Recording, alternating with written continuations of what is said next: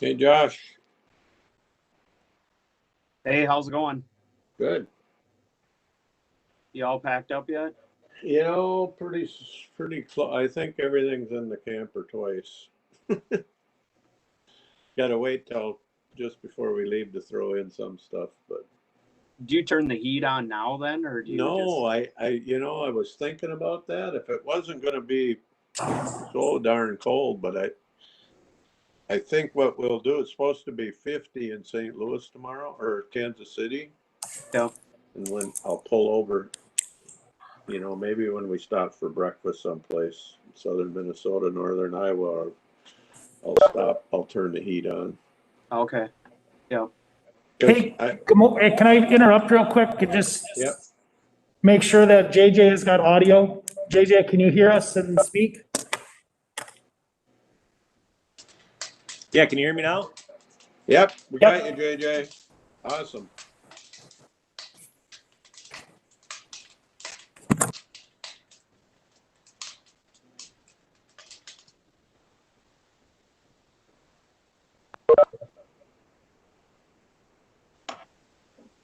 There's Debbie Gray. Who's the other David Minke?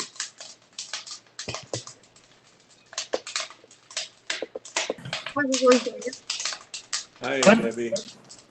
I'm myself today, Steve. Yeah, but I got a square that says David Minke, but no picture.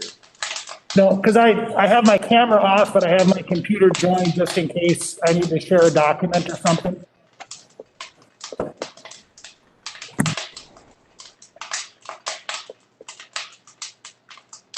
I'm trying to turn the volume up. I'm having difficulty there. Can you hear okay, JJ? Yeah, it's so quiet though. Huh.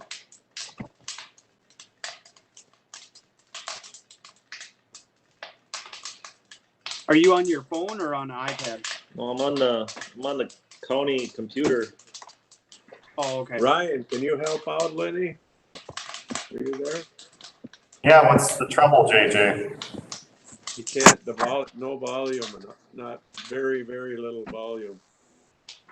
There should be a volume rocker on those iPads. Is it on the top, Steve?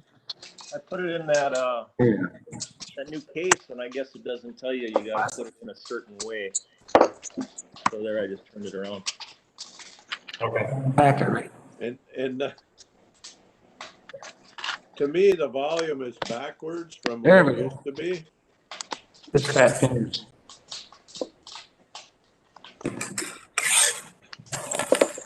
Sounds like somebody's popping popcorn. Oh, I just lost everything. There you go.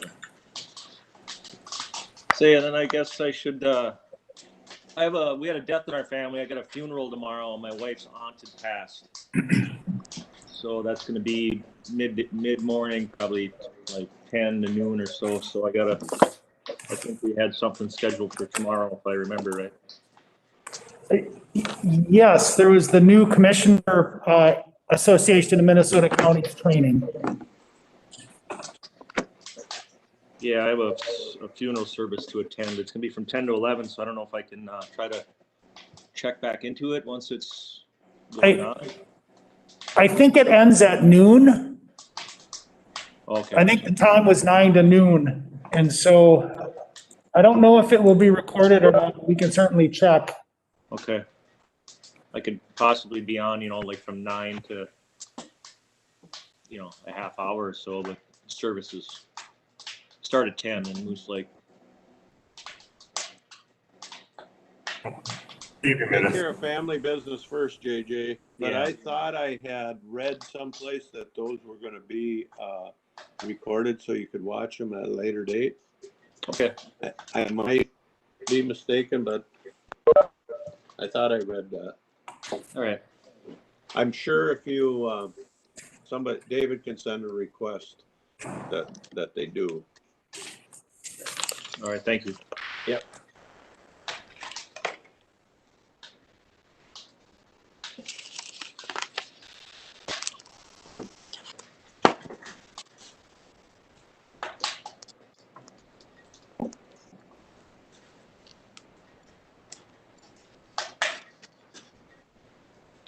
Hey, Nathan Nelson, Good morning. how are you? Very well. I gotta turn my fireplace off here.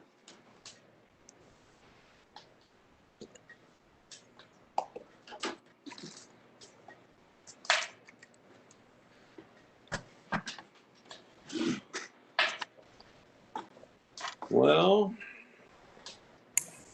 I have 10 a.m., so we will begin. This is the Tuesday, January 19th, Pine County Board meeting. The meeting will be in person and via WebEx, video phone conference, and streamed on the internet. Not more than 2 county commissioners will be present in the meeting room. Public may join the meeting via WebEx in person at the meeting room or watch the live stream. If joining at the meeting in person, the total number of persons, including commissioners, cannot exceed 10 and social distancing of at least 6 feet will be in place. The governor of the state of Minnesota has issued Executive Order 20-01 declaring a peacetime emergency and coordinating Minnesota's strategy to protect Minnesotans from COVID-19. On March 24, 2020, the Pine County Board of Commissioners declared a local emergency for Pine County. Based on these conditions, the chair of the Pine County Board of Commissioners has determined that the requirements of Minnesota Statute 13D.021 Subdivision 1 have been met and is not practical or prudent for all members of the county board to meet in person. The public is invited to join the meeting remotely or in person, and the phone numbers are posted.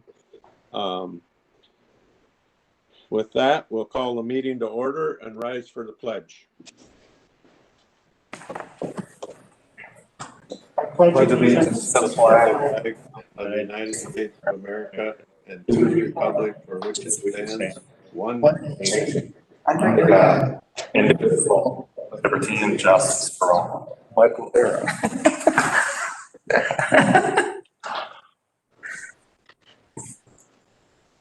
Steve, you're muted.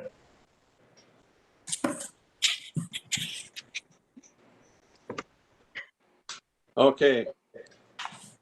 Public forum. Is there anyone wishing to speak at public forum? Is there anybody in the room up there that wishes to speak? Mr. Chair, there is no one present in the meeting room that is wishing to speak. And I do not see any callers that look like they wish to speak. So we will move on to the agenda. Are there any additions or corrections before we adopt the agenda? Mr. Chair, I do not have any additions. If not, we'll be looking for a motion to approve the agenda. So moved. Thank you. And a second. Morrow second. Okay, we got a motion by Lovegren, second by Moore to approve the agenda. Any discussion? If not, clerk will call the roll. District 1, Chair Holland. Yes. District 2, Commissioner Moore. Aye. District 3, Commissioner Lovegren. Aye. District 4, Commissioner Waldhelm. Yes. District 5, Commissioner Ludwig. Aye. Thank you. Minutes of the board's reports and course will approve the minutes, organization and regular meeting and summary for publication of January 5th, 2021. And special meeting, committee of the whole, the strategic planning meeting of January 12th. Ludwig will move. Lefgren will second. Got a motion by Ludwig, second by Lovegren to approve the minutes as posted. Any discussion? If not, clerk will call the roll. District 2, Commissioner Moore. Aye. District 3, Commissioner Lovegren. Aye. District 4, Commissioner Waldhelm. Yes. District 5, Commissioner Ludwig. Aye. District 1, Chair Holland. Yes. Thank you. We'll move on to the minutes of the board's reports and correspondence of the Pine County Housing and Redevelopment Authority Board of Directors meeting, regular meeting of November 18th, annual meeting and special meeting December 22nd of 2020.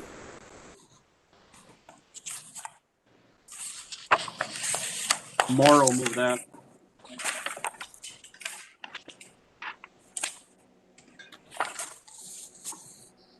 Lefgren will second.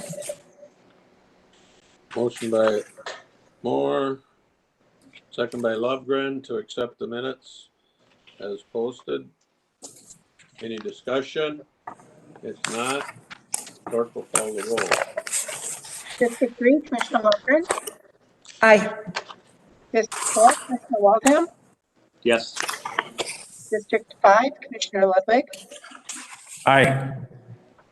District 1, Chair Holland. Yes. District 2, Commissioner Moore. Aye. Thank you. We'll move on to the consent agenda. You've had that in front of you. It's quite lengthy, but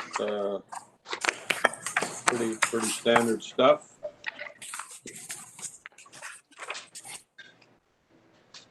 Ludwig will move. Thank you. Moore will second. Any discussion? If not, clerk will call the roll. District 4, Commissioner Waldham. Yes. District 5, Commissioner Ludwig. Aye. District 1, Chair Holland. Yes. District 2, Commissioner Moore. Aye. District 3, Commissioner Lovegren. Yes. Thank you. Thank you, everybody. We're lucky today to have Representative Nathan Nelson with us. Thank you very much for all you've done for the county board and for Pine County, Nathan. We really appreciate it, and we appreciate the fact that you take time to sit in on our meetings quite often, actually. So I know you're in session now, so take it away. All right, well, thank you. I talked to Dave Minke a couple weeks ago, and we're visiting about kind of the county portion of the aid going out to the local businesses and things, and he'd sent me a draft of that, and I looked it over, and I was thankful for what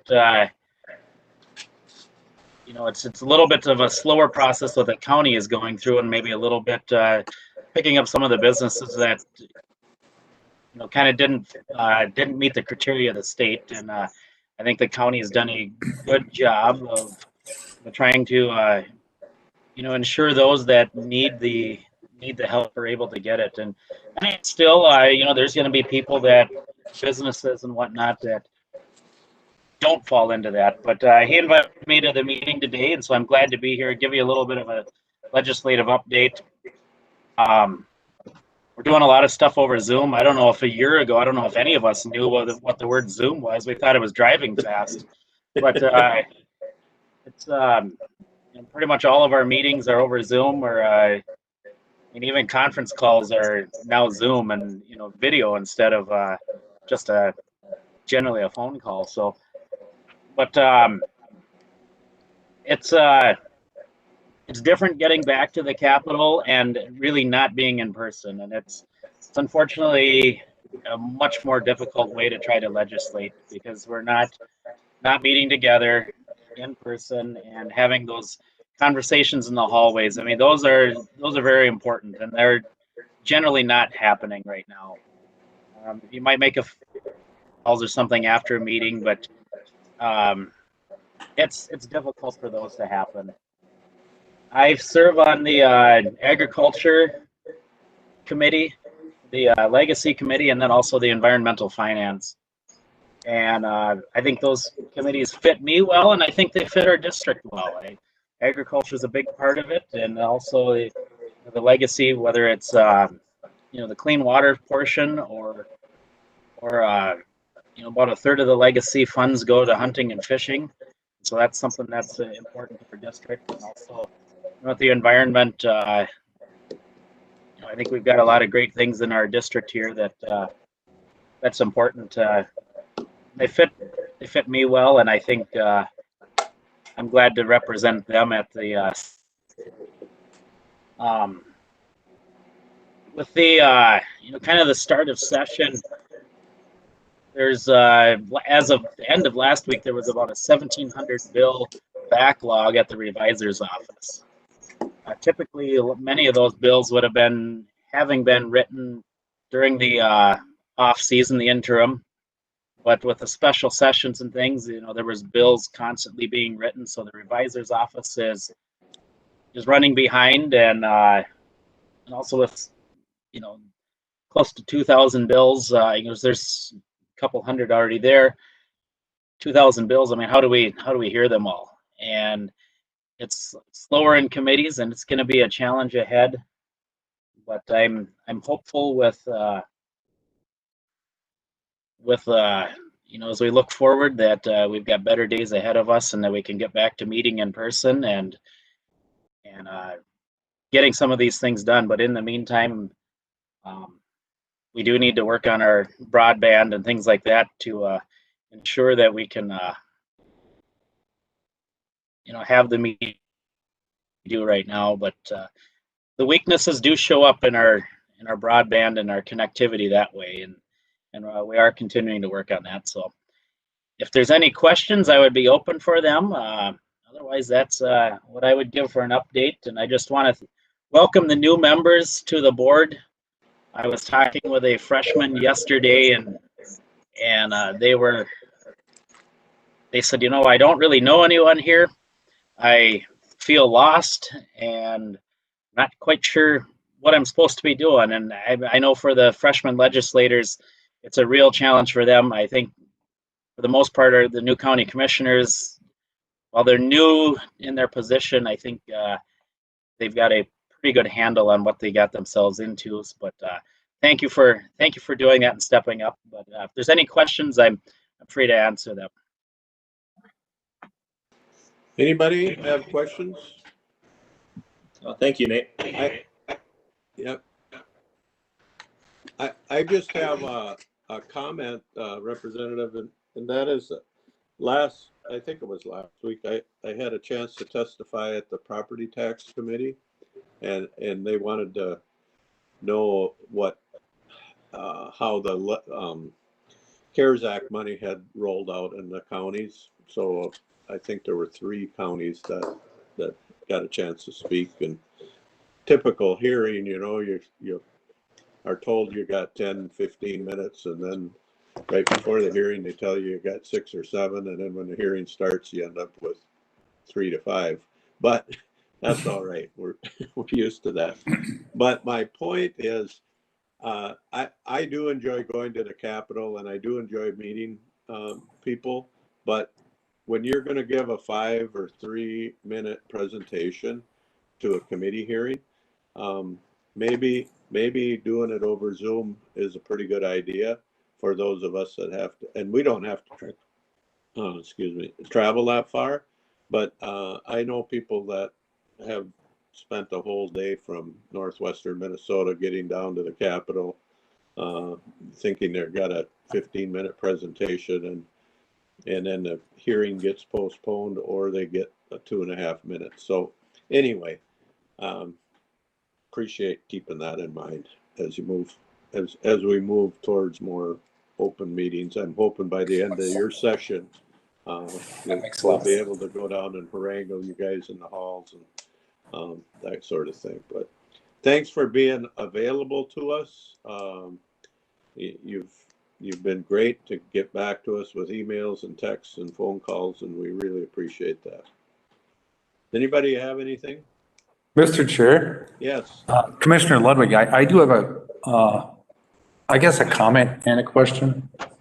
The comment, Nathan, is, and I know we talked about this last year, is I have a concern with the chronic wasting disease that, and I know it's in a small farm in Pine County, but my question really, first my comment, deer hunting is a huge industry for our county. not just for the locals and the traditions and the families, but for the businesses and for a lot of other people. We maintain, some public land that we use for forests and stuff, but the hunters come in. And if you would go to Chris's Fairway down here for that 2 weeks of hunting season, that's like 2 weeks of pre-Thanksgiving shopping. That's what the hunters do to that store. And it's 2 weeks long. And so, and then I know we have a lot of non-resident cabins that are maintained because they deer hunt. So my concern is that we do end up with chronic wasting disease in our deer population. We could lose, people are saying, I'm not gonna maintain that property. We'll just forget it. And then if you flood the market with that kind of stuff, and they're just gonna end up. I just have really some concerns there because I know there's a lot of hunters. And I can't help but think, my question is, isn't there a way?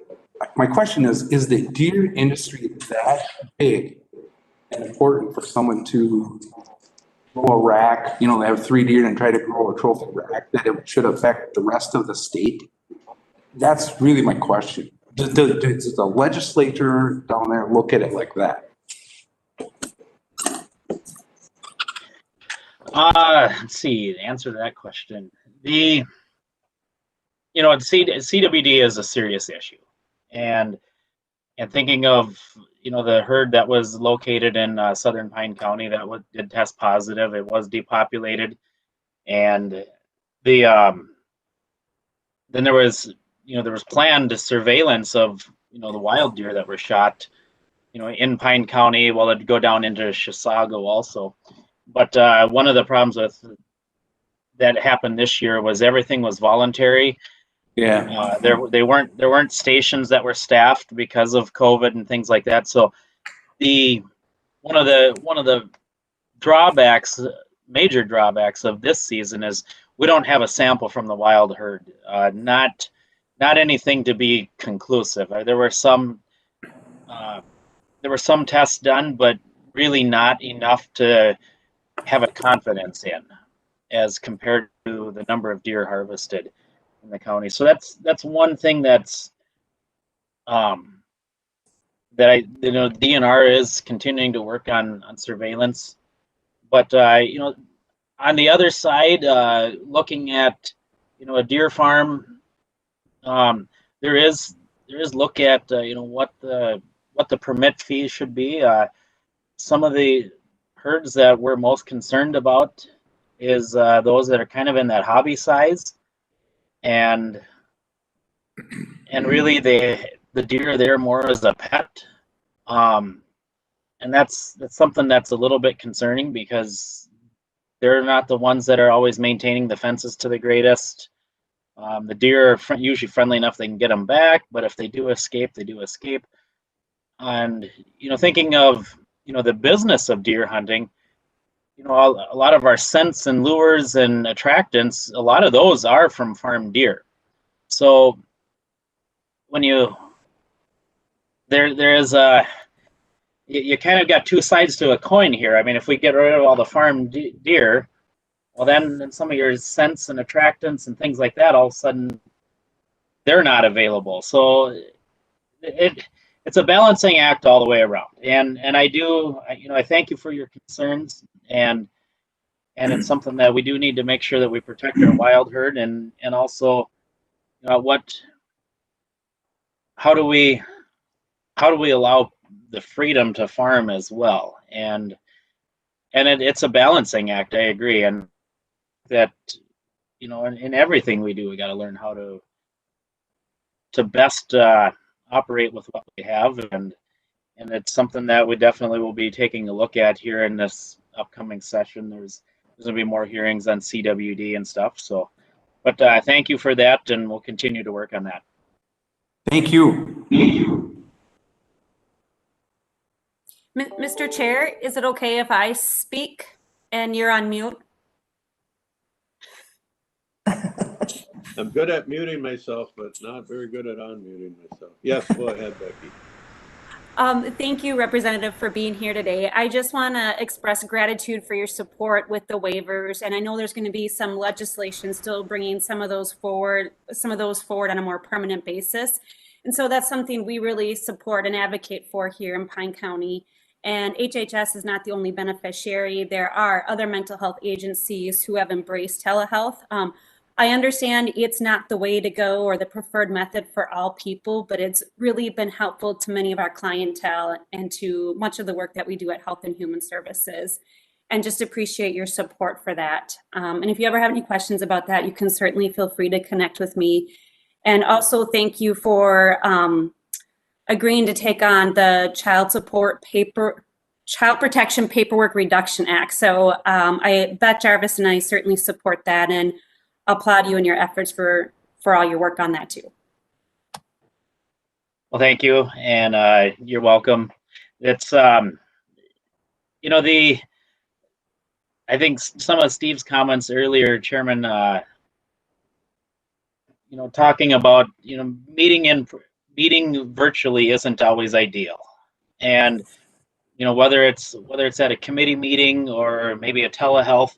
But in some of these instances, it makes a lot of sense, and it can be an improvement. I've heard, well, even talking with a couple of probation officers, you know, just how sometimes being able to check in virtually, they feel that they've had a better conversation at sometimes because they don't have the intimidation of somebody sitting in their living room or something like that, or having to go into an office. So while it's not perfect, I think there's some benefits of that we've seen in having to move to a virtual platform. And now we don't want to stay here forever, but I think there are some things that we should work on adopting long term that are successful and do work well.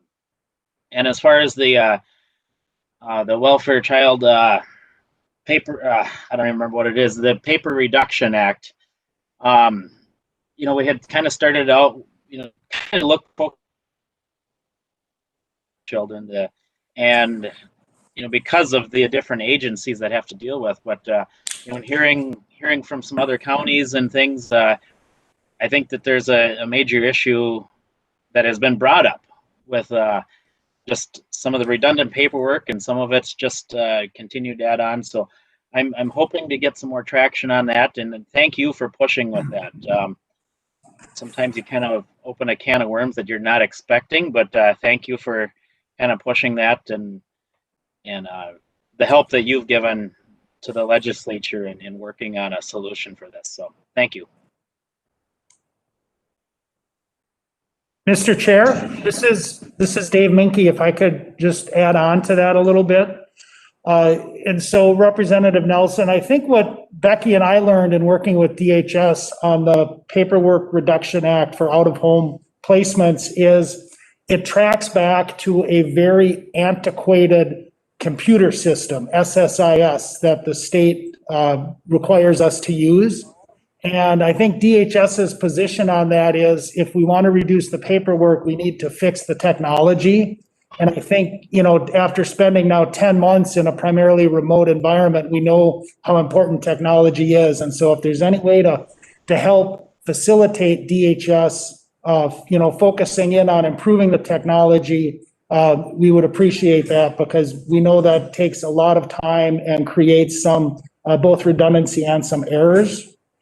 And then one more topic that I just want to raise is I know Senator Rarick has SF 60 scheduled for a hearing this Wednesday. That is the levy authority for soil and water conservation districts for Pine and Carlton County. And I think it's a 3-year kind of a pilot study. And I know the county board took a position last session to support that. And I presume that our support, you know, the county board support is continuing forward, but just wanted to make sure that all commissioners were aware of that and certainly can weigh in if they have thoughts.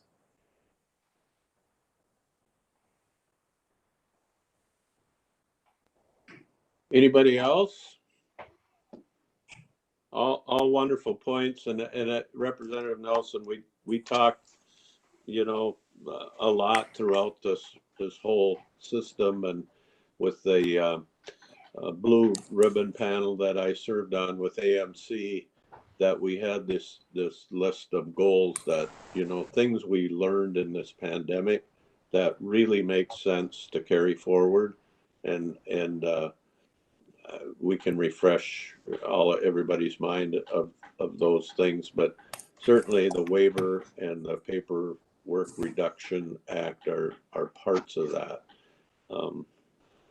One other thing that I have heard, if we get back to deer hunters, is it is a hot topic, but apparently the garage, I call them garage processors, the guy Yep. that's a retired meat cutter or whatever, they put a whole bunch of restrictions on those people, things they have to do to make their garage into a meat cutting station. And I don't know, we kind of pride ourselves on, in this state of following science. So the science, if the science tells us that a whole bunch of people have been getting ill from eating deer meat processed in a garage, I guess I would not feel the way I do. But sometimes I don't have time to cut up my own deer, and I take it to a guy's garage, and he's a meat cutter, and the stuff comes back, and it's all packaged up nice, and he's not gonna, he said he's not gonna spend any money like that. So I know that's out there. I know the Rural County Association is pushing on it big time to make those requirements go away. Other than that, I don't know much about it. Mr. Chair, thank you for that. I did visit with Commissioner Tom Peterson last week about this, and you know, they are pushing to get some exemptions for, if you want to call them the garage processors. I mean, it's mostly custom stuff done, you know, specifically related to deer. I mean, if you start doing beef and stuff like that out of a garage, well, then we've got an issue. But right. You know, when it's related just to deer and wild game like this, that is something that should probably have an exemption on, and I will be working towards that. And thank you for bringing it up again. Yeah, thanks. I think the biggest thing, Representative, is that these the things that we've been able to do that have made life easier through these waivers is something that we would hate to go backwards on when the emergency orders leave. So hopefully we are smart enough to continue doing the right things. Thank you so much. Mr. Chair, can I have one more point on the vaccination process? Yes. And just because this is obviously a local, state, and federal partnership, our public health department will have administered 500 doses of the vaccine by the end of the week. And we need more of the vaccine, and we have the capacity to do more vaccinations. And so I just, Representative Nelson, if you can help us, you know, get the state and the federal governments to align and distribute the vaccines, we can certainly make good use of them. Okay, well, thank you. And that's, you know, the distribution of it has been, I think there's been some muddy waters on what is there and what isn't. At first, we were understanding that there was, you know, around the first of the year, there was about 500,000 doses in Minnesota. Well, and towards the end of the first week, it was closer to 900,000, and then finding out that it was actually, those were doses that were allocated, that we didn't necessarily have them in possession, and there was you know, a lot of the things that just weren't clear.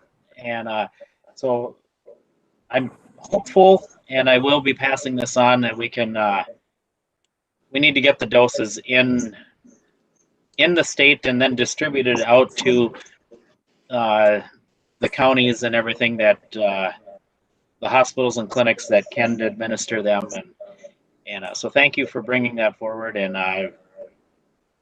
it sounds like pretty good that you're on track for 500 doses by the end of the week. That's good work. It's Thank you. great. It's really great news, but if you do the math on that, It's and we really got small. 30,000 people, we're looking at several years to get everybody vaccinated. I don't think people are going to stand for that.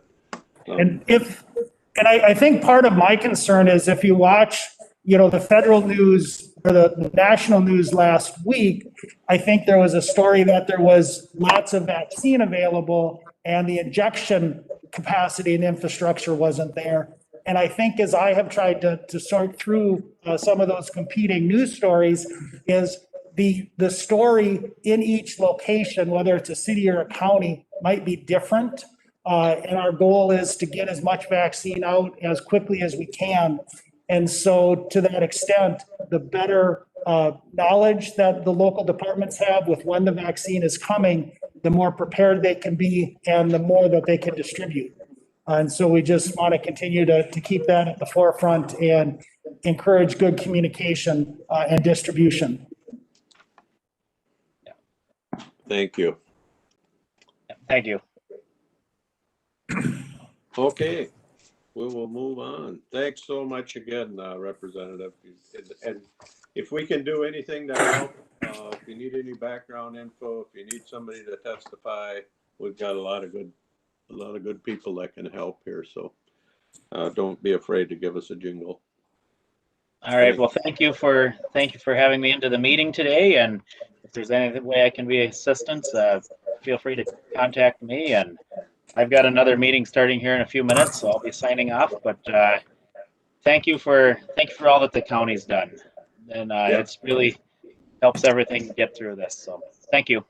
Thank you. Bye-bye. Okay, we will move on to Personnel Committee report. Josh, you want to take it? Sure. First one. We did meet January 11th and following recommendations. The Sheriff's Office Corrections acknowledged the resignation of part-time Corrections Officer Rick Rarick, effective December 16, 2020, and approved backfill of the position. Approved the promotion of Corrections Officer Jennifer McQuitty to Jail Sergeant, effective January 11, 2021. Her job grade and pay will change from Corrections Officer grade 7 to Jail Sergeant grade 10. Then in administrative support, acknowledge the resignation of Sheriff's Secretary Christina Johnson, effective January 22nd, 2021, and approve backfill of the position and any subsequent vacancies due to internal promotion or lateral transfer. Then in Health and Human Services, acknowledge the resignation of Adult Protection Social Worker Noel Lavore, effective December 31st, and authorize the backfill of the position. Acknowledge the resignation of Eligibility Worker Jody Simon, effective December 31st, and authorize the backfill of the position. And then number 3, acknowledge the resignation of Eligibility Worker Bev Olson, effective January 8th, and authorize the backfill of the position. That was the report. I will move that for approval. And Ludwig will second. We got a motion by Moore, second by Ludwig. Are there questions of anybody? Comments? I hear none. So the clerk will call the roll. District 5, Commissioner Ludwig. Aye. District 1, Chair Holland. Yes. District 2, Commissioner Moore. Aye. District 3, Commissioner Lovegren. Aye. District 4, Commissioner Waldman. Yes. Thank you. Okay, we'll move on to the committee assignments and other appointments. If everybody's had a chance to look at this, and I I haven't heard people ringing my phone up, so People- I'm thinking we're okay. But when you're done, I want. Okay. But I would like a motion on these appointments because some of these appointments are the joint powers agreement, and some of the joint powers agreement, the appointment doesn't come from the chair, it comes from the board, so we'll ratify this if it's so pleases the board. Mr. Chair, Yes, Ludwig will move that. Moore will second. okay, we got a motion by Ludwig, seconded by Moore. Is there any discussion on that? I just got one quick comment, if that's all right. Yep. Yep. Just to the two new commissioners, I did reach out to both of you about these. This is probably the scariest part of the whole job is these committee assignments. So at any time, any one of us guys, just give us a holler if you got any questions about it or anything like that, because you look down this list and it's still even a little intimidating. But I do believe at any point, if you are interested in something, I think anybody can attend these, right? I mean, we got our assigned stuff, but They are public meetings, so yes, anybody could attend. so that was all I had. Just- Okay, Yep, thanks. any other comments? If not, the clerk will call the roll. District 1, Chair Holland. Yes, District 2, Commissioner Moore. Aye. District 3, Commissioner Lupgren. Aye. District 4, Commissioner Waldham. Yes. District 5, Commissioner Ludwig. Yeah, aye. Thank you. okay, we will move on to the Nemadji Watershed Memorandum of Agreement. Good morning. All right, This is Caleb Anderson. I haven't worked with JJ and Terry yet, but I manage the planning and salt-based office. This is one of the functions has been participation in these watershed plans. As you may be aware, counties are required to have a water plan. That's kind of the thing of the past. Where the county board had delegated that duty to the SWCD, but things have changed in water planning such that now water plans are done at the watershed scale, often crossing over county lines. So there, as maybe you're aware from during the committee assignments, we're working with a number of partners on these watershed plans. So this Nemadji one, it was the second one that we began our participation in. The first one was the Lower St. Croix, but this is the first one to kind of get to the point where we have a first work plan for the actual plan itself to start doing the work. You know, in a lot of times there are plans that get created that then get set on the shelf. The beauty of this program is that there's actual state funding to implement. So it kind of it raises the stakes for participation and coming up with thoughtful plans, because it's not pie in the sky stuff that we might not do. We should be planning for things that there will be funding to follow. So so with the Nemadji, we had a policy committee that made decisions on the contents of the plan through that planning stage. And now we're at the point of memorandum of agreement. Now that the plan has matured, it's been approved by the State Board of Water and Soil Resources. We're moving on to the next phase, which is implementation. So we have a new memorandum of agreement that kind of sets the how we're going to conduct business for the implementation of the 10-year plan. So that is before you today. Basically, there will be annual work plans, and every biennium there will be a budget on how to spend those state dollars. So I also have the budget provided, but the technical committee, which I sit on, will kind of work through what's the stuff that at the staff level we think we can actually get done. We put it forward to the policy committee, which is a representative of each of the participating boards. In our case, Matt Ludwig, and they'll kind of recommend adoption of that budget. So they have, the policy committee in this case has recommended adoption at their last meeting. And now in order to actually secure the funds, each participating board must kind of approve the plan. So I have the MOA before you to consider joining implementation as well as the budget. The one thing I wanted to point out is that the Nemadji watershed is kind of a unique one for us, where it's a very small percentage of our county land area. I think it's about 3%. And the vast majority of that land area is in state land. So there's not as many opportunities for us or as many issues for us to address as there will be in, say, the Kettle River watershed or the Snake River watershed. But there are some things.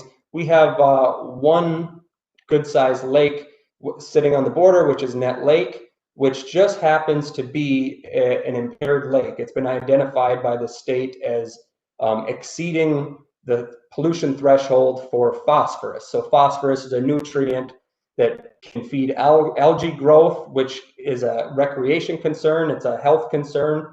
And it's also all of that water, we're sending phosphorus in right down the Nemadji River into Lake Superior, which is it's a pollutant for Lake Superior as well. So that was one area that on the technical committee we wanted to look at. If we have only one lake and it's polluted, clearly we need to be looking at something here. And one of the things that's kind of neat is there was a study done, a sediment core study, I believe it was by the University of Minnesota, where you could look at the sediment record to see the historic concentration of phosphorus. And there was a large increase around the 1970s, which kind of coincides with cabin development. So it's a very, the Net Lake watershed, if you've been up there before, up in Nickerson, it's very forested, not a lot of residential development, not a lot of septic systems, not a lot of agriculture. So it's a very natural setting. So for it to be having a phosphorus impairment, there's a strong argument to be made that it is correlated with cabin development and the direct watershed right along that lake shore. So we're proposing to do a septic system assessment along the lake, and Carleton County will be considering that as well.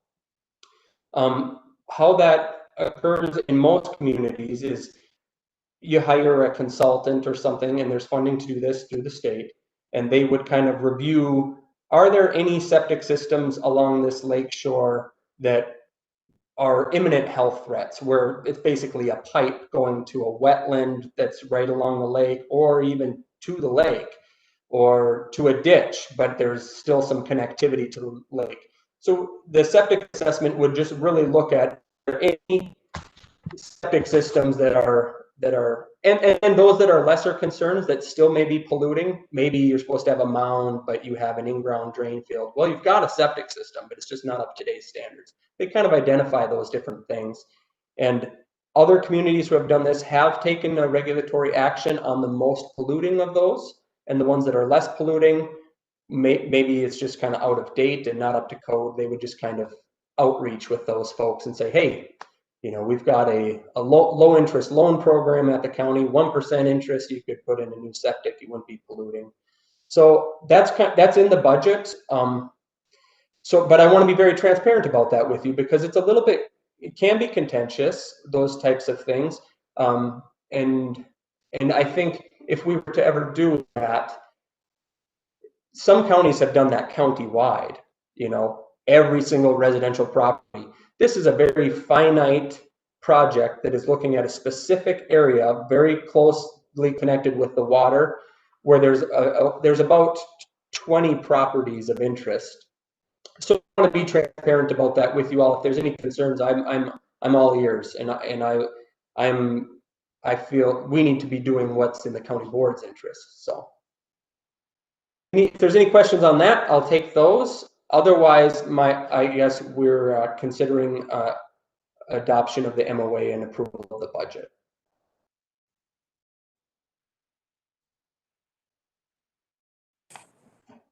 Are you asking for questions or discussion on the septic project, or approve this and do the discussion after? Whatever makes sense to the chair. If there's any questions, I think we can include all the discussion at once. But maybe the best thing to do is to talk about the MOA first and get that done. Mr. Chair, we will move the memorandum of agreement.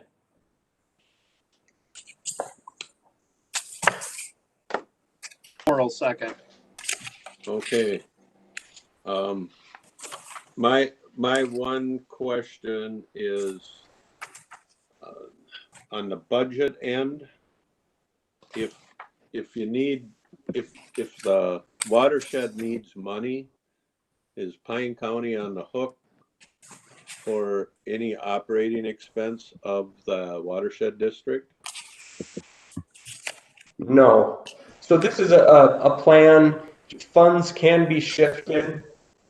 So if there was an activity that we were to be a part on, such as the septic assessment, and we aren't aligning all the wheels to make it happen, as part of the grant, you can shift funds for another project that would be ready. So it's really not something that we're obligated to, though. One of the goals of these plans is it was a lot of meeting on the front end. So we want to have annual work plans that are pretty well thought out and ready to go, so that it's basically go time. And any adjustments to the budget will need to be approved by all of the partners. And is Carlton County is going to be the manager of the Nemadji watershed? Would be the fiscal agent and reporting agent for the grant. Yeah. Any other questions? Mr. Chair, this is Dave Minke. So Caleb, do you need a motion for the MOA and then a separate motion for the budget? I don't think I need them to be separate. Okay, so I just want to make sure, Matt, your motion was to approve the MOA and the proposed budget. Yeah, the discussion would probably be on the process part of that, I think. I don't know what you think, because you were saying you're open for ideas there, right? Well, Sure. I think the individual projects are different from the memorandum of understanding. Yeah. So we need a memorandum of understanding before anybody can move forward, in my mind anyway.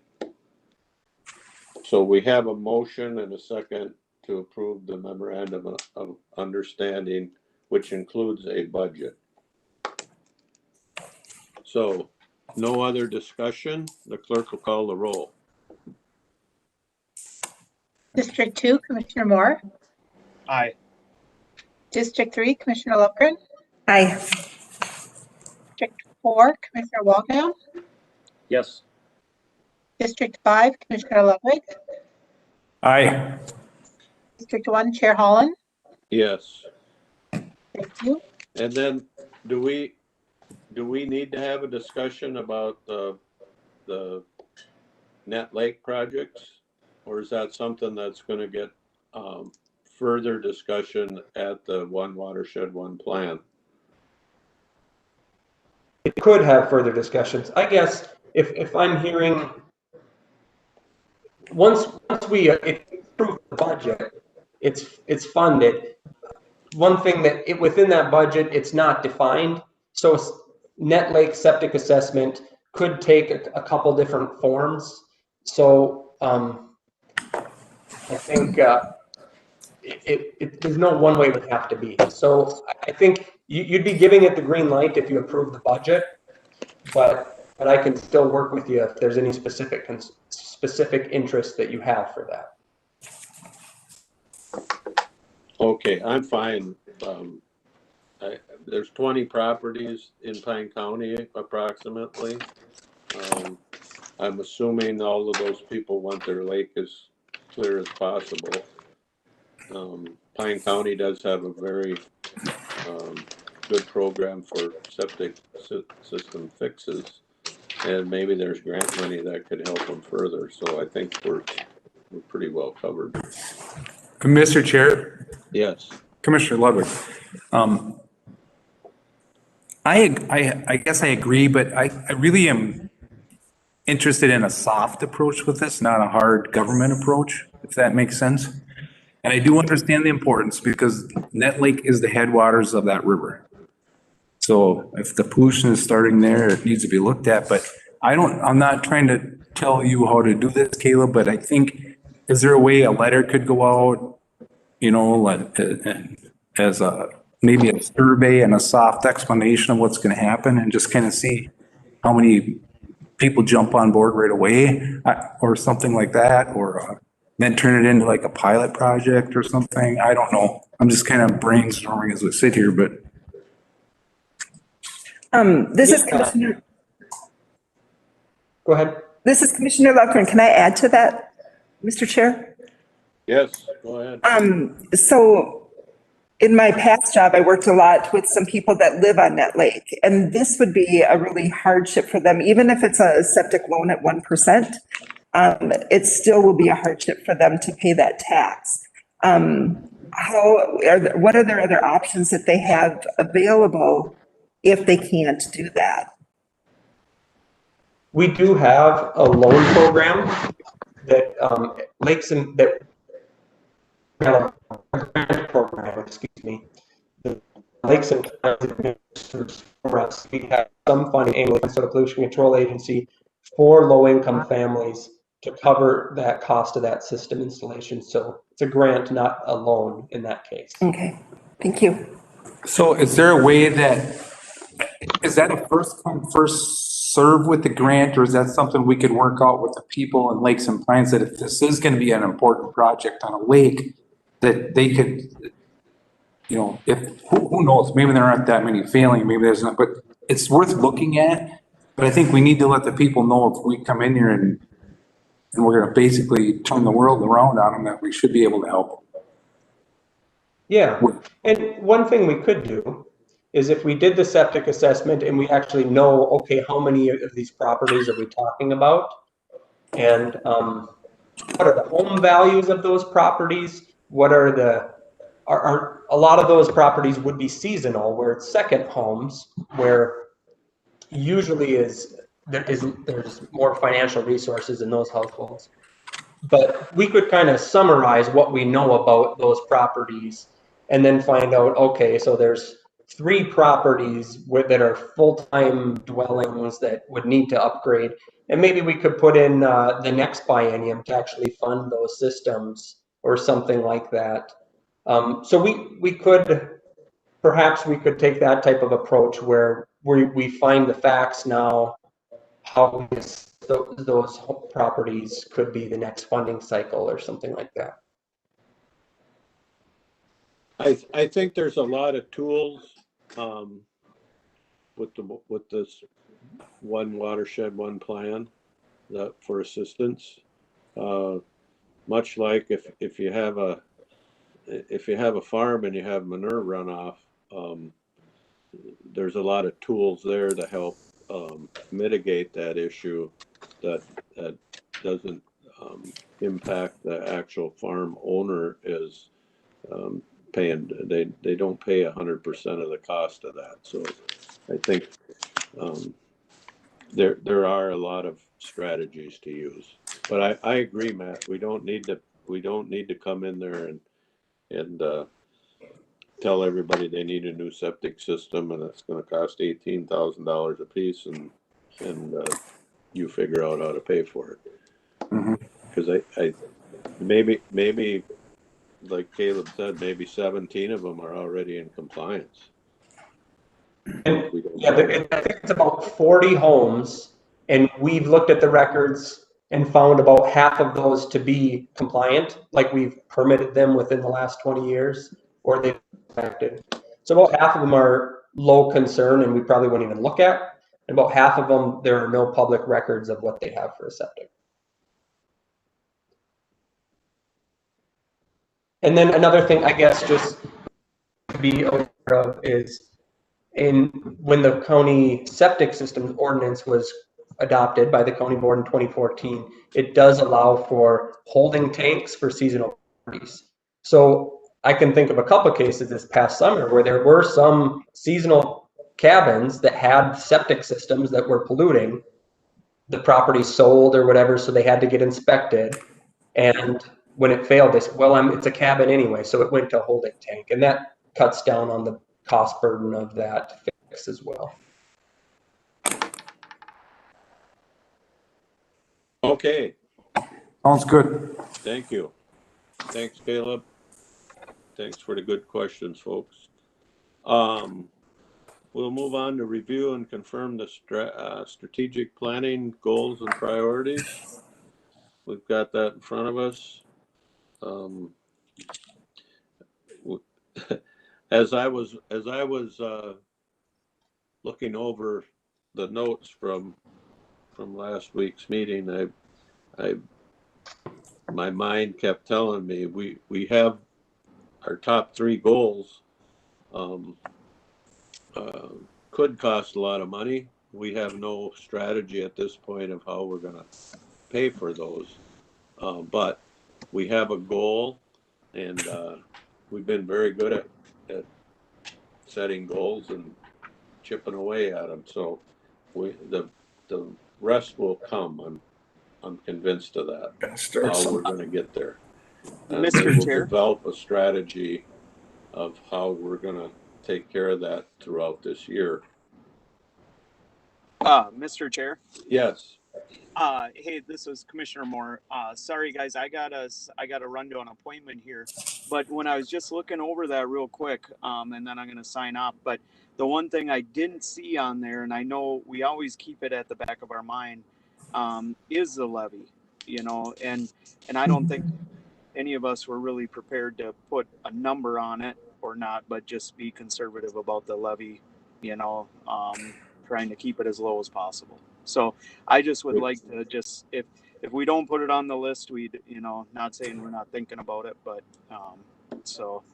but I do have to sign off. So I'm sorry about that. And we'll see you guys. Thanks.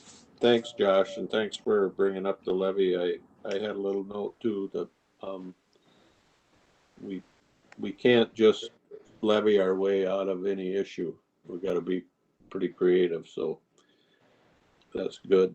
The other thing that I noticed that I wrote myself a note wasn't on there, and until we get on the other side of this virus, one of our goals is probably to keep everybody safe and alive and their businesses going. I don't know if that fits in to a strategic plan or not. What did he say? Steve, can you restate that?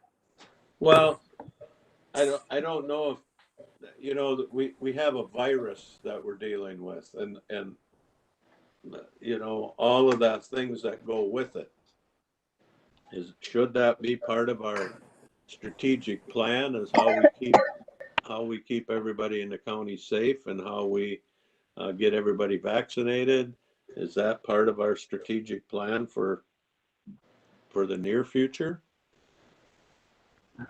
Oh, I think it does. I think it falls under both public health and public safety.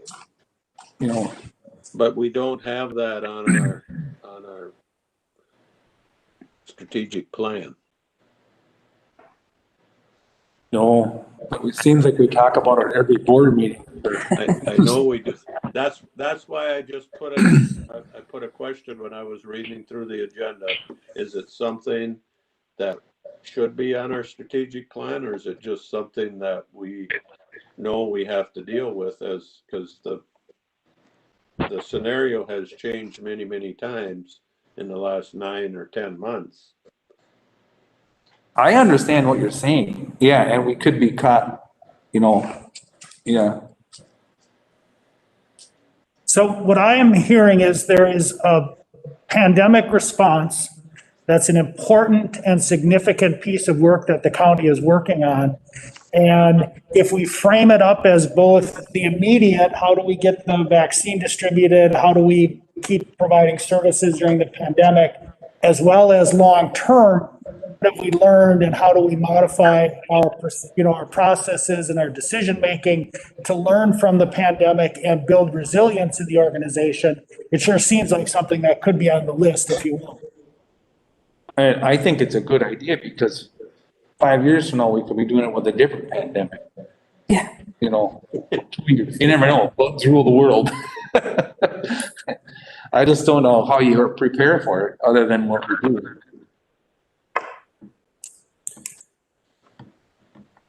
Well, maybe we need to just put it in there. David could wordsmith it. He said some good words there about preparedness. Mhm. But our top 3 priorities, just off the top of everybody's head at the end of that day, were economic development, broadband access, and county attorney office workload. And so that's what came to people's mind when asked, what's the number 1 priority in your mind? So I think those are good goals. And like I think now we have to start developing a strategy of how we're going to obtain those goals. And I think we've started on at least the broadband access. We've engaged some people to work with us and try to develop some kind of a strategy to move us forward. But we're going to have to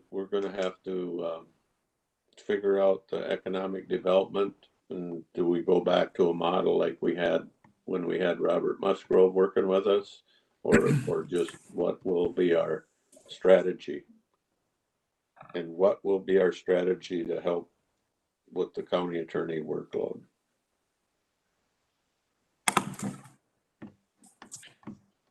Do you want a motion on these or consensus?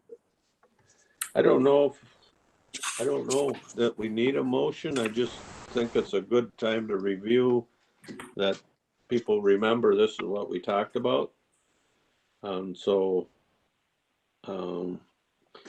If we don't have these in front of us, we'll be sitting at next year's strategic planning going, oh yeah, we were going to work on that. So we all have to make sure these are on our mind, so it doesn't get to be December and we go, holy cats, we didn't do anything on that.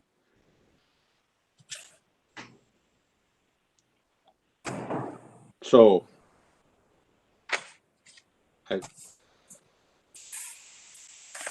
I don't, David, we haven't had a motion before that we adopted this list, have we? That's correct, Mr. Chair. There's no need for a motion. Today's action was really just to present it to the commissioners to kind of check in and see if you had additional thoughts after thinking about it for a week, and then also to communicate it to the public because it was in the packet, so that anyone who's following along would then know. And so based on the conversation today, the minutes today will just reflect the pandemic response as a priority item as well, if that's the direction. Levy too. And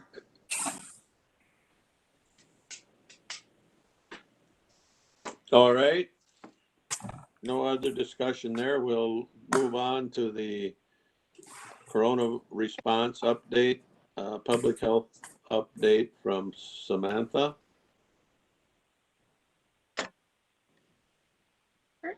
Hello. Put my mic. Let me see if I can. Whoop. Hello, Hi. I'm at a clinic. So we're vaccinating people, which is the only thing I'm going to talk about today. All right. So by the end of this week, we will have vaccinated 500 people.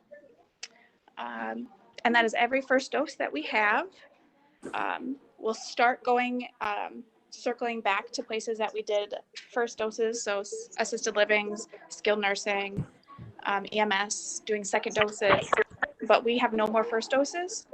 So until we get more allocated from the state, which of course means the federal government would have allocated them to them, we are kind of in a standstill. So we're really hoping that next week we'll get more doses allocated to us. And we should be, assuming they get us at least one more box, which is 100 doses. Thank you. We should be good and done with 1A, which is healthcare workers, group homes, assisted living, skilled nursing, EMS, by the end of next week, assuming we can get those extra doses from someone. And then we'll be good to move on to schools. That's kind of our next target, is working with the schools, and we already have a lot of the logistics in place. So as soon as we can get doses, we can move pretty quickly. But that is kind of where we're at right now. We just need the federal government to hurry up. So, But, yeah. Sam, when you're talking schools, you're talking the staff members at the schools? Correct. Yep. Okay. Anybody with contact with kids. So bus drivers, lunch ladies, paras, teachers, all of them. Yep. Yep. And then, oh, go ahead. And when we get, are there like another 500 of those people in Pine County, or 700, or do we know? My estimate is 3, 4, 5, 6, 7, about 750. Okay. So if we get the doses, I'll get them vaccinated pretty quickly. We can move. We plan on pulling like all of our nurses and just doing really large clinics at the schools. So we set up during the day. Teachers can just dip out during their planning period and go. So. Can I keep asking questions? You sure can. Because I think when can I get my shot has overtaken when can I get broadband in my phone calling list. So my 90-year-old friends are going to be after the school staff. And so kind of, but not really. Okay. Public health has been tasked with working with schools because we're better at going to people. Okay. So we can go and set up shop at a school. Okay. Their healthcare systems have now been tasked with, okay, you got to start reaching out, and as soon as 2 doses, which they're waiting on doses 2, to reach out to the over 65 population, because they already have connections generally with a doctor anyway. So the hope is that they can get them through and connected quicker than we could. It doesn't mean down the road we won't do over 65, but we're kind of dividing and conquering right now. So healthcare should take over 65. We're going to take. The other question is how are those people going to know that it's time to go to Wellia Clinic, and are they going to have to make an appointment, or is there just going to be, okay, if your last name starts with A, you come on Monday and whatever? They are going to have to schedule something so that we know how many doses to pull out and how many to get, because doses, the vaccine's finicky in terms of thawing it and how long we can have it.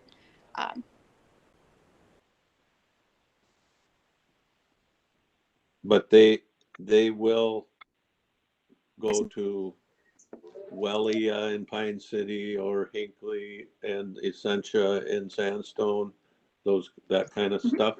Yep, they would be going into a clinic. Okay. On the road that we don't set up a bigger mass clinic of.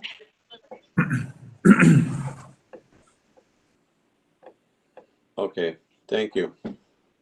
Mr. Chair, this is Eileen Crew. Could I ask a question? Just a second here. Let's see if the board has any more questions.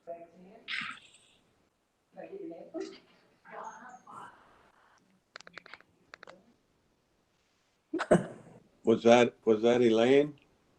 Yes. Okay, go ahead.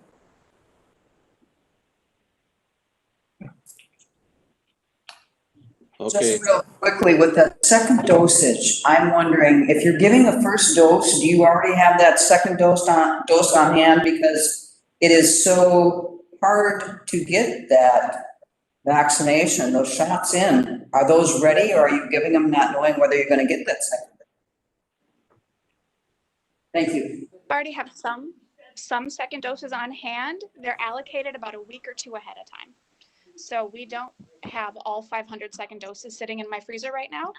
They're going to be coming every week or so. So we do have the first 300 of my second doses that we're going to use starting the end of this week into next week. But they are allocated as we need them. So they're not all we don't get a double dose every time we get a dose. They come staggered. But we get them about a week or two ahead of time. is there any crystal ball, Sam, that says soon we're going to start getting 1,000 a week? Because even at 1,000 a week, we're looking at 30 months to get everybody vaccinated. So we're going to have to up the game if we think we're going to get people, but the majority of Pine County vaccinated by end of summer. So right now, the state 60,000 doses a week across the entire state. So it's not it's not on our end. We're using up our doses as we get them. It's even not really on the state's end.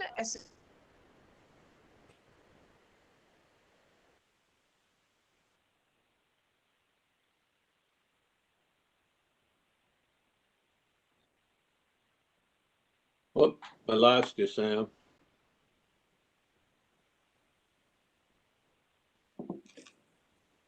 I think we lost Sam. Yeah.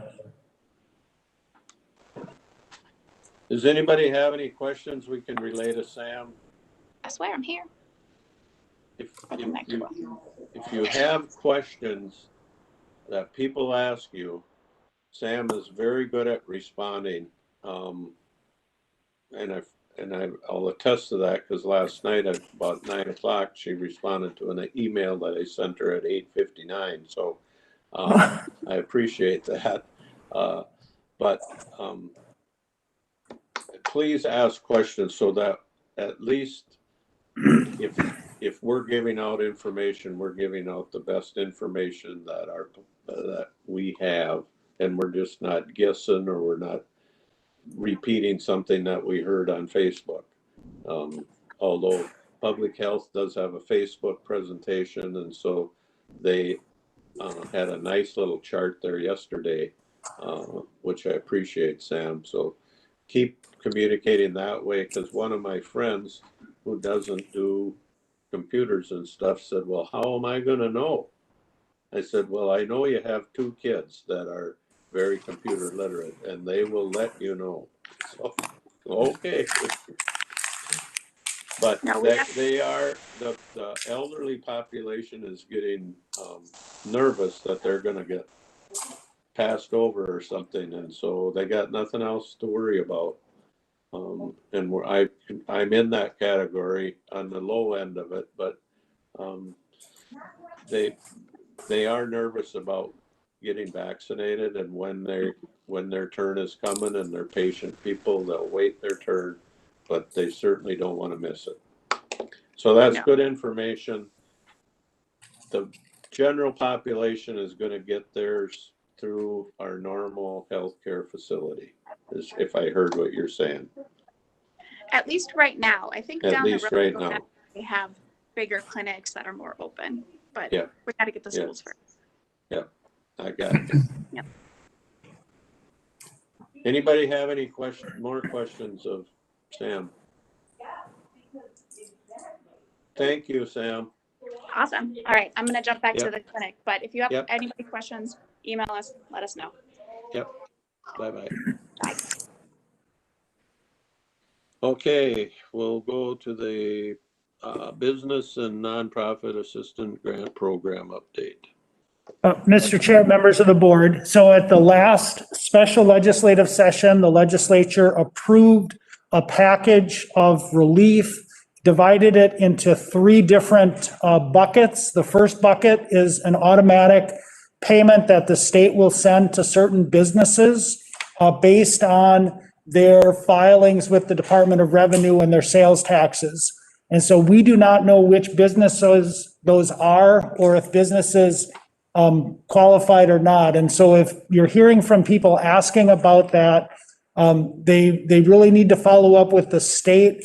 If they want help with that, we can certainly try to do that, but we're not in that loop. It's kind of a mystery to us. But those checks should be arriving soon if they haven't already. The second piece was for convention centers. And again, we don't have any, we're not in that loop, so we don't really have information on it, but it's an automatic payment that certain qualifying convention centers should get. So the third bucket is the county program. And for that, we have received $568,000. Our program opened last Thursday and closes February 5th at noon. And if you think back to how we've rolled out our CARES Act funding, the first phase of that, we reimbursed documented losses. The second phase of that, we called it the FAST grant, and we just assumed that businesses by their self-certification met certain criteria. This phase, we are requiring documentation, and we're trying to distribute the money based on documented loss. And so all of that information is on the website, but we know when the legislature approved this funding that they really wanted it to target at the businesses that were suffering most from the pandemic. And so we're using a reduction in gross revenue from one-time period pre-pandemic to during the pandemic to do that. Don Hickman is facilitating all the grant applications. He did contact me last Friday. He said his phone was ringing off the hook, which we both took as a good sign. And so if you do have businesses with questions, there's information on our website, a link to the application on the website, and then Don Hickman is the best source of information for detailed questions. If you're having trouble getting people connected with Don, just send them to me and I will work with them. So that's where we stand right now with the rollout of the program. Oh, and I'm sorry, I'll just conclude by saying, once we get all the applications on the 5th, Don will go through and he will assign a priority. And then if we can fund all of the priority ones, our thinking is we will do that. If we have more priority ones than we have money, that we would reduce the amount and fund them all at, say, 80%, if that's what the funding allowed. Be my question, but that sounds like a sound way to do it. Does anybody have any questions of that? It'll be interesting to see how far the money goes.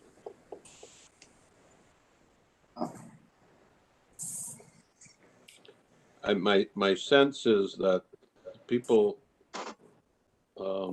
had a harder time during this last shutdown than they did previous because of the cold weather.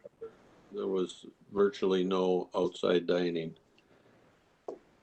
Anyway, no questions. We'll move on to Commissioner report. Central Minnesota Council on Aging got moved from January to February, so I'll report on that in a couple of weeks or months or whatever. East Central Library. That would be me. Right now pardon? Oh. Right now they have their Winter Tales program is going out, and they just started a new program. It's called Beanstalk, which is what they consider the app for reading that you would compare with Fitbit. So you can scan your books in that you're reading. Sounds like a really excellent program, and it's for, I think they said 14 through 18-year-olds, but they can also do an adult version. But it's a nice way to keep track of what you're reading and how you're reading and how they can help the schools and everything else. Good. Let's see, soil and water, did they meet? Did anybody get there? I think that was the same day we had our meeting and Oh, that's right. there was a conflict, Yep. yeah. Yep. Wellness committee? Wellness committee is, the majority of what we talked about is with our new health insurance program through United Healthcare and the money that we're going to be getting through that program that can help benefit the employees to figure out how to stay healthier and just utilize that money in the best ways. And that's being postponed. We're going to have an insurance committee meeting on Thursday, and then we'll decide, some different barriers, and then we'll go from there to decide how the wellness committee can help with that. All right. Thank you. One thing I could just pass on as my 2 cents worth to that committee is the wellness committee, the wellness program before, there were a lot of programs that were only for people that were in the pool insurance. Right. And so if we can figure out how to make that available for people that don't get county insurance, so to speak.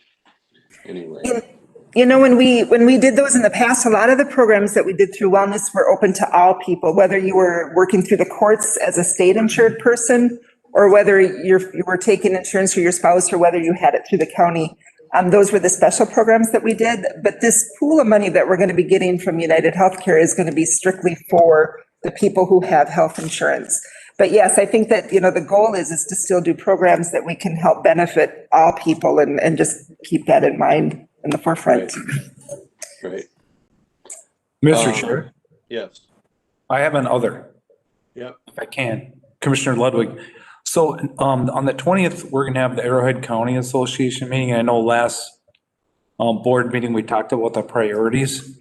Yep. So they had reached out via email and I listed what I thought would be the top 3.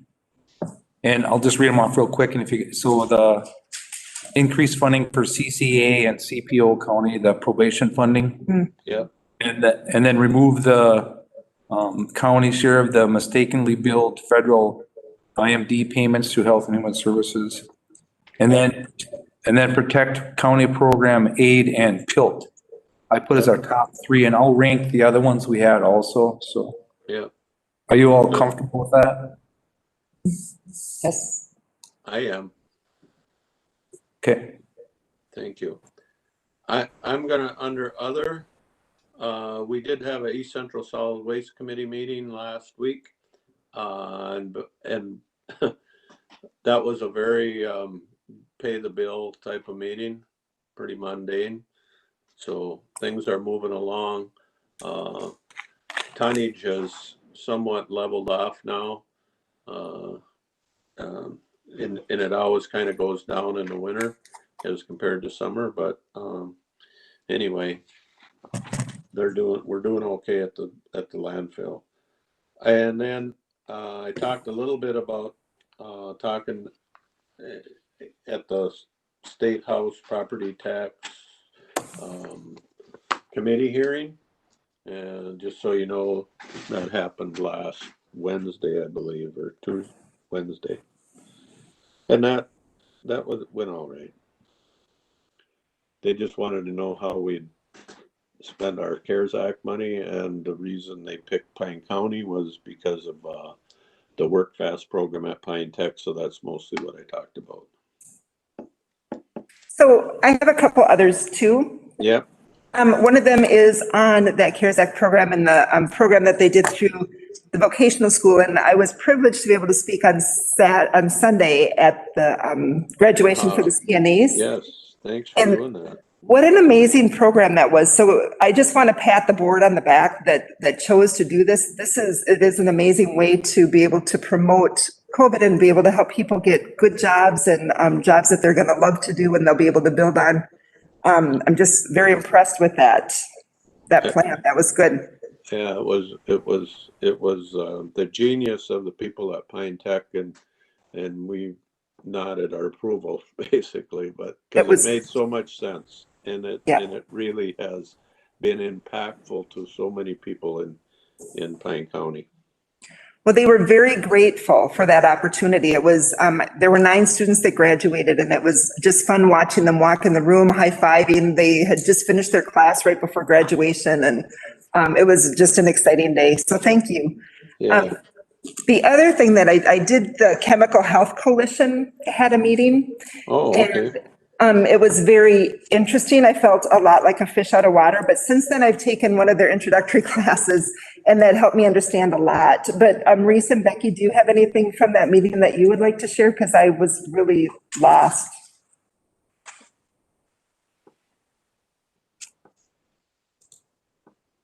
I don't hear them.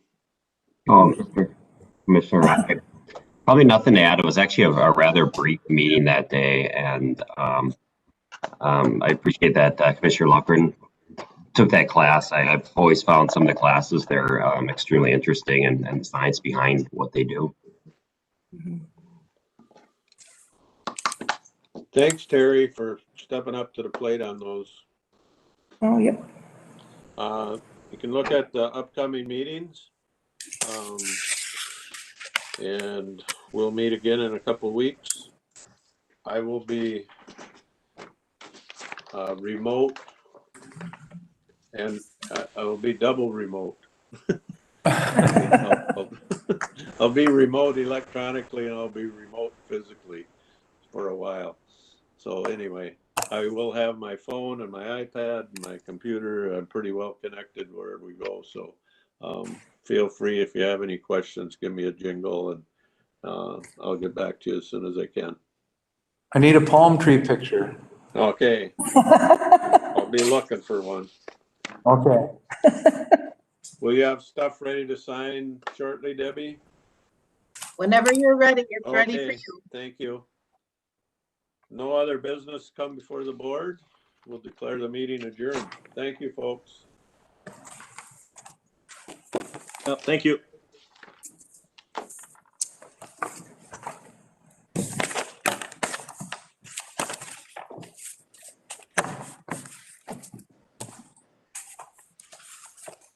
That Work Fast program, Yeah. like not